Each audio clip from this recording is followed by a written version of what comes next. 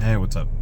Um, just got done watching the end of Oak Street, and my apologies. Oh man, did not think that was gonna hurt that much. So, I actually, I meant to do a Spider-Man Brand New Day review, which I probably will. And if I do, it's gonna be really weird because I will upload these, like I will record it right after this one. But I'll probably upload that video first. So it's gonna be weird me talking about the future, I guess, if you watch these in order. But anyways, or yeah. Anyways, me regarding me referring to Spider-Man in the future. However, like uploading it first, and because the Spider-Man came out first. But anyways, that's besides the point. So I was going to do a Spider-Man Brand New Day review, but I got sick like immediately after the movie, and I have been sick for the last week, and I am kind of feeling better now. But as you can see, like I still have sinus pressure, and my gosh, still got a mild headache, and every now and then I'm still coughing. Yay. But yeah, still blowing snot every now and then. So yeah, that's probably a lot more than you want to hear. So anyhow, end of Oak Street. This video might actually be short for once, because believe it or not, I actually don't have much to say about it. So this movie stars Ewan McGregor, Anne Hathaway, and they get caught up in something happens that causes them to be in the same space as dinosaurs, and they have to survive said dinosaurs, and they have to get their family out back, I guess, for the lack of a better term, back home, from this space. So that's the gist of the movie, and dinosaurs are running around and eating their neighbors and whatnot. So a few good things. I will say that the movie does build up tension really well. There are some scenes that happen in broad daylight that I love how they actually did a good job to build the intensity of the scenes, and you really do feel at risk. You feel the danger. And again, a lot of these scenes are happening, a lot of these tense moments are happening in broad daylight, which I thought was really cool. Another cool thing that I thought they did is that they acknowledged these creatures as dinosaurs, but they never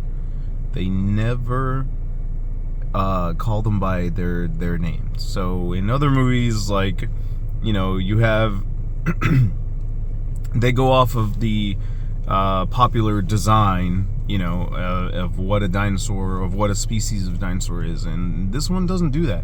So because of that, it just leaves it up to your own interpretation and your own imagination.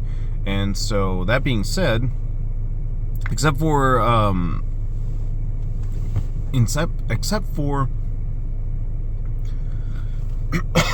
excuse me, except for the one dinosaur that's very obvious, and it's not a spoiler, but I don't do spoilers, but I'm pretty sure you've seen it in the trailers. That being said, it's not a prominent dinosaur within the movie, so it's like I don't feel bad talking about it. But except for like dinosaurs that are obviously what they are, for example, Stegosaurus, the rest of the dinosaurs, like it is left up to your own interpretation. So in my little head canon, and because the movie never specifies this, there is a Coelophysis in here, or there's a group of Coelophysis, and I thought that was cool because you haven't seen those dinosaurs in a movie. And of course you have an Allosaurus. And what's cool about these dinosaurs is that a lot of these, and I know modern research has confirmed, feathered dinosaurs, like that's, over the last decade, people accept that now. But I will say that there are dinosaurs on there are feathers on dinosaurs that you would not imagine, and I'm not gonna lie, I'm wondering if they just took creative liberty on that one, or if I'm just like behind on the times on certain species. And I'm a huge dinosaur nerd, so like I would be very surprised if I missed out on that one. But yeah, so that was pretty cool. Again, just that they never specify which dinosaurs are which.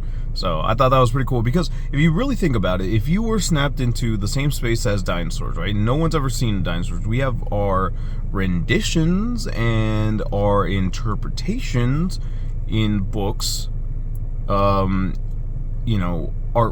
online, museums. Like, we have an idea, but we've never seen an actual dinosaur, so we wouldn't know what's what. And what it ends up being could be way different than our artistic depictions of it. So I thought that was pretty cool, that they never call any of the dinosaurs by their names. They just acknowledge that they are dinosaurs. This is a really quick one, but it does help. It does create the as far as our main characters goes, it does help their dynamic, and it does strengthen the characters. But the family dynamic is very strong. You really do believe that these people are, husband, wife, and daughter and son, and they even have a dog, which is cute. So yeah, that's a good strong bit. I wouldn't credit that to strong writing. I would just credit that to the actors just working very well off of each other. And and for the most part, like, a lot of the dinosaur sequences are, like I said, really tense, really thrilling, and definitely worth seeing, as far as something with dinosaurs in it that is not Jurassic Park and is not, like Kong, Skull Island, or basically anything that's not Jurassic Park or a Skull Island variant. So pretty cool there. Alright, on to bad. Sorry. Like, I'm not gonna lie, I was really struggling there. Not that it's like a terrible movie by any means, but, so the bad.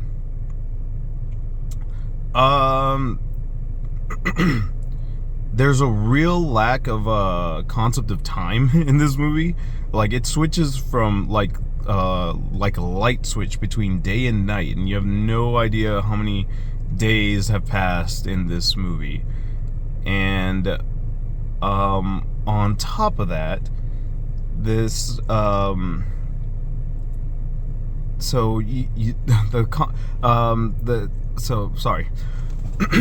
top of that, the pacing, and I'm not sure if it's because of, again, the time, I'm not gonna say time skipping, just the time fluctuation. The pacing doesn't feel like it's all there. It's you feel like the best way I can describe it is it's like you're jumping from one video game cutscene to the next, and it's there's very little breathing room in between, like, to actually experience the adventure. So that was kind of not a letdown, but that was just kind of something that did make the movie lose points for me. Oh man, sorry. Yeah. I don't know when I'll get the setup again. Sorry guys. But I do hope that my hand is steady enough for these. So I will say the sequences at night are not all that great. Like, the daytime scenes are a lot better than the nighttime scenes, in my opinion. And It's weird because like you can see everything very, very well done. Like the camera work is great in the daytime scenes, but not so much in the nighttime scenes, and I'm not sure why. I'm not sure if they were trying to go for claustrophobia or what, but either way, like the the day scenes are very zoomed out, very good wide shots, and you see everything that's going on. But night scenes are very they're very zoomed in, they're very shaky, and it just doesn't give the same thrill that the daytime scenes do. You do have some characters making some really dumb decisions, and that not to the point where like you hate any of these characters. All the characters are great. There's really no villain characters in the movie, but there are some that just make some really questionable decisions, even for movie status. Like you would imagine that, you know, again, these the intelligence level that every one of these characters is presented with is pretty, like, it's not like high, but I would say it's either standard or a little bit above average. So when certain characters make certain decisions, you're just like, you kind of like feel like they're just triggering the plot to move forward rather than like the actual character would organically make that decision. So that was kind of off. The biggest I'll go ahead to move into this negative, because this is like and it's crazy because, again, I mentioned No Way Home, and I'm going to though this is not what I'm about to mention has nothing to do with No Way Home. It's just crazy that I've watched these movies back to back, and both of them have one big flaw. They're two big flaws, or each one has one big flaw with them that are not they're not similar by any means. I'm just surprised that I've watched two movies back to back that have one like glaring, like huge flaw.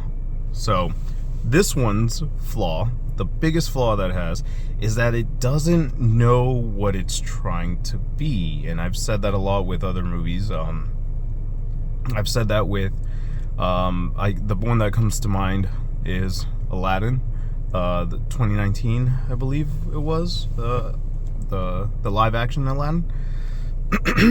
So this movie does not know if it wants to be a horror movie or a family, like, light thriller. So, and that's where it just loses its ground on, like, throughout. Yeah, like it barely had any ground to stand on, and now it's just collapsing. So that's the thing. There are parts of this movie where the music, it ends up being a little bit more whimsical. Certain like things happen that like the you know, like they really try to show off like the family, you know, endearing each other, and then there are some horrific as hell moments. like they don't show too much they don't show too much on-screen deaths, but there are the ones that they do show, you're just like, geez, like, damn, some people like get like mauled, and you know, you see the aftermath of of most deaths, but like, so that's the thing. I'm like, I don't like, with some deaths in the movie, I'm like, yeah, I don't think this is like meant for an 8-year-old to watch. But then they have like little family moments that are like, again, with the music being like overly whimsical, not just like, yo, this is supposed to be a happy moment, or this is supposed to be their little, you know, break in amidst the horror, like, you know, no, and yeah, So that's the biggest flaw of this movie. It does not, and there's times where I'm just like, am I watching a family movie or a horror movie? Because I can't tell. Now the movie is PG-13, so it's not like, you're not going to see the well, I'll say this for PG-13, like some of the deaths are pretty good, but like you're not going to see something overly it's overly like gory or anything like that. It's just more so the way that it shows you enough to where you're just like, ugh, like what's going on with with that person. And so, and that being said, again, it's like there are, I don't know, like I said, there's some pretty intense moments in this movie, and so that's just the thing. It's like there's many times where I can tell, I was like, am I watching a full-on horror movie or am I watching a kid's adventure movie? Because they really do try, on those moments where they lighten things up, they really try to sell you on the family dynamic, and that just for me didn't work. But yeah, so overall, what did I think? So yeah, it's again, it's just I don't know if this is just modern Hollywood, but one thing that I have been noticing in a lot of movies like this, where again it's just switching between the tones too often, and again, I don't want to critique too harshly as far as like, I don't ever want to sound like I could do a better job. No, I want to critique the movie as a work of art, and like me, having been in small projects, having having led some small projects, and knowing how hard it is to get everyone on the same page, like that's like I totally always want to, if it's not obvious by now, like even though I am not the most versed person in production, I do have some production knowledge, so and production experience. So I always want to judge a movie from both, like the artistic standpoint, but at the same time from like the work that went into it. So hopefully I never sound that snobbish as where I'm gonna it's like, yeah, I could have done much better with 100 million. No, never. And I hope I never give off that impression. But anyways, I'll say this: I don't know if it's just that hard to write,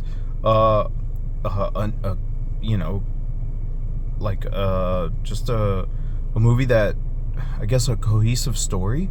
Because again, this movie does feel like it's all over the place, and not just with the